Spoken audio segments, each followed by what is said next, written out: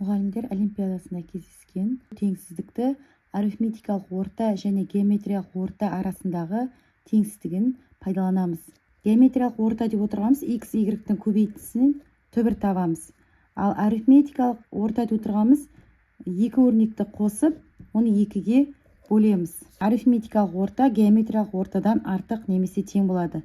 Бұндай теңсіздік x пен y тең болған жағдайда орындалады. Теңсіздіктің сол жағын түрлендіретін болсақ, алдымен геометриялық ортасын анықтаймыз, содан кейін арифметикалық ортасын анықтайтын боламыз.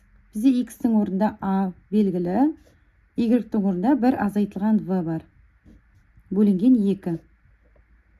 Енді осыдан мына теңсіздіктің арифметикалық ортадан кіші немесе тең екенін білеміз. Олай болса, орнымен ретімен жазатын болсақ,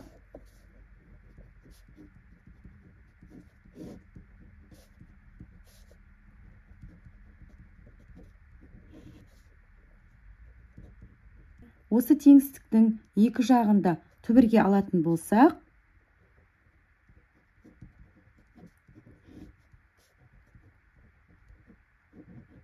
ал теңсіздіктің сол жағын сол күйінше қалдыра береміз.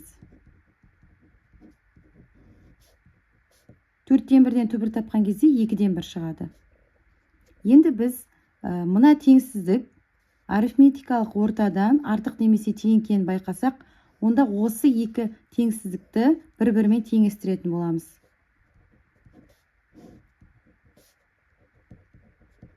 Бөлімдері бірдей болғандықтан тек қана алымдарын жазуыма болады. Осы жерден 1-ді оң жағына шығарып жіберсек, 0-ге айналып кетеді, және осы жерден v-ны да оң жаққа шығаратын болсақ, плюс v болып шығады. Олай болса, a саны b санынан артық болды.